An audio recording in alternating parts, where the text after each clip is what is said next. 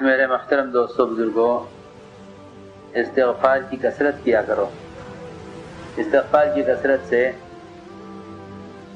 دماغ علم کے لیے کھل جاتا ہے، اس لیے کہ معاصی وہ سب سے بڑی رکاوٹ ہیں علم کے حاصل کرنے میں۔ استغفار کی کثرت سے دماغ علم کے لیے کھل جاتا ہے، اس لیے صحابہ کرام اور حضور اکرم صلی اللہ علیہ وسلم استغفار کی کثرت کیا کرتے تھے۔ استغفار میں غصے کا بھی علاج ہے، استغفار میں غصے کا بھی علاج ہے، اور استغفار کی کثرت میں قرض کی ادائیگی اور مال کی برکت کا بھی استغفار کی کثرت اس کا بھی سبب ہے۔ اس لیے استغفار کی بہت کثرت کرو، کیونکہ جو آدمی استغفار نہیں کرتا وہ اپنے گناہوں کی وجہ سے اللہ کی رحمت سے مایوس ہو جاتا ہے۔ استغفار وہ اللہ کی رحمت کی امید بھی پیدا کرتا ہے، اس لیے کہ ہلاک وہ نہیں ہوتا جو گناہ کر لے، وہ تو استغفار سے نجات پا لیتا ہے۔ ہلاک وہ ہوتا ہے جو کسی گناہ گار کو اللہ کی رحمت سے مایوس کرے۔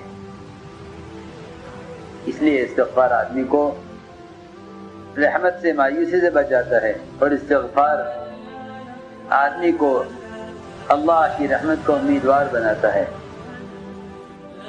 فرماتے ہیں عمر رضی اللہ تعالیٰ عنہ، انہوں نے سنا ایک آدمی کو جو کہہ رہا تھا استغفر اللہ و اتوب الیہ، حکمران نے دیکھ کے فرمایا اللہ تیرے حال پر رحم کرے، فرمایا کہ اس کے ساتھ اس کی جوڑی یعنی وغفر لی وتوب علی یہ بھی کہہ لے۔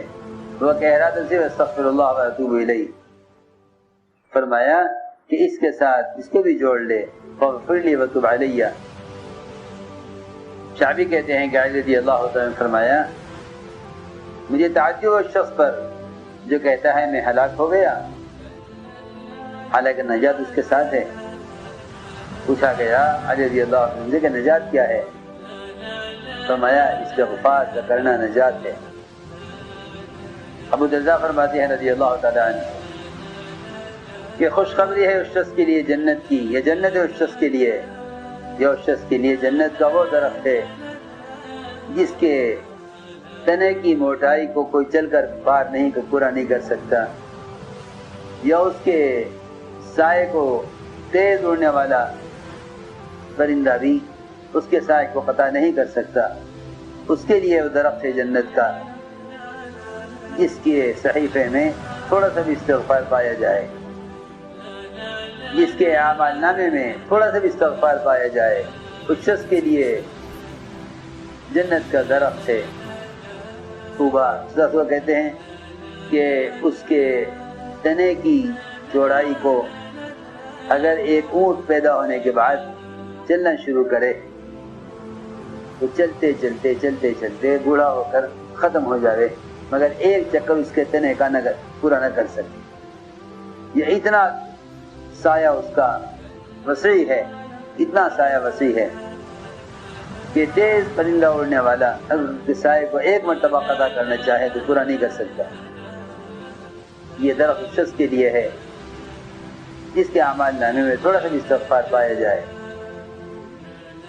عبداللہ مسعود فرماتے ہیں کہ جب کوئی بندہ استغفر اللہ الذی لا الہ الا هو الحی القیوم واتوب الیہ کہتا ہے 3 مرتبہ، اس کے تمام گناہ معاف کر دیے جاتے ہیں، اگرچہ وہ میدان قتال سے پیٹ کر کر بھاگا ہو۔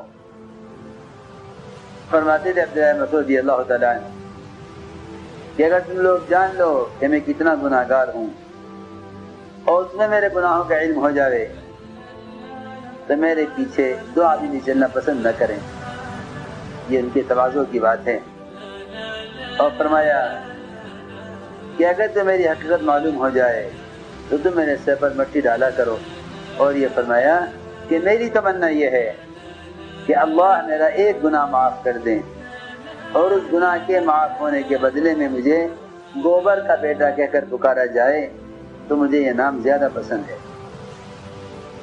لوگ آج کل تو نیک نامی چاہتے ہیں نا، گناہ کتنے بھی کرتے ہوں مگر عزت چاہتے ہیں. کیا چاہتے ہیں؟ عزت چاہتے ہیں کہ لوگ ہمارا نام عزت سے لیں، ہمارا نام لوگ عزت سے لیں. کتنے بھی گناہ گار ہیں لیکن چاہتے ہیں کہ لوگ ہمارا نام عزت سے لیں. اور ابن مسعود فرما رہے ہیں اللہ میرا ایک گناہ معاف کر دے، اس ایک گناہ کے معاف کرنے کے بدلے میں مجھے بجائے مسعود کا بیٹا کہہ کر پکارے جانے کے گوبر کا بیٹا کہہ کر پکارا جائے تو مجھے یہ نام پسند ہے. مجھے یہ نام پسند ہے. مجھے کوئی گوبر کا بیٹا کہہ کے پکارے کوئی، مجھے یہ نام مجھے زیادہ پسند ہے اگر اس نام کے بدلے میرا ایک گناہ معاف ہوتا ہو. فرماتے ہیں رضی اللہ تعالیٰ عنہ کہ میں اللہ سے روزانہ ایک دن میں 12,000 استغفار کرتا ہوں. ابو ہریرہ رضی اللہ تعالیٰ عنہ فرماتے ہیں کہ میں اللہ سے ایک دن میں 12,000 استغفار کرتا ہوں. اور میں 12,000 استغفار کو زیادہ نہیں ہے، یہ میرے روزانہ کے گناہوں کا قرضہ ہے. 12,000 گناہ کون کرے گا؟ یہ میرے گناہوں کا قرضہ ہے. برا کہتے ہیں کہ ایک آدمی نے کہا ہے وہ ہمارا لا تلقوا بأيديكم إلى التهلكة، اپنے ہاتھ اپنے آپ کو ہلاکت میں مت ڈالو. یہ وہی آدمی ہے نا جو بغیر سوچے سمجھے دشمن پر حملہ کر دے اور قتال کر بیٹھے اور قتل کر دیا جاوے.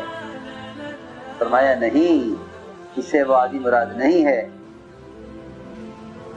بلکہ اس سے وہ شخص مراد ہے جو کسی گناہگار کے بارے میں یہ کہے کہ اللہ اس کو معاف نہیں کریں گے. کسی گناہگار کے بارے میں یہ کہنا کہ اللہ اس کو معاف نہیں کریں گے، وہ ہے ہلاک ہونے والا.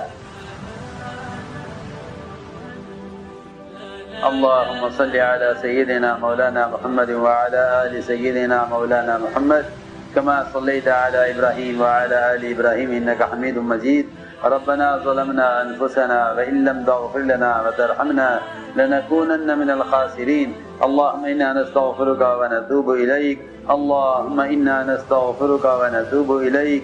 اللهم إنا نستغفرك ونتوب إليك. ربنا آتنا في الدنيا حسنة وفي الآخرة حسنة وقنا عذاب النار. سبحان ربك رب العزة عما يصفون وسلام على المرسلين والحمد لله.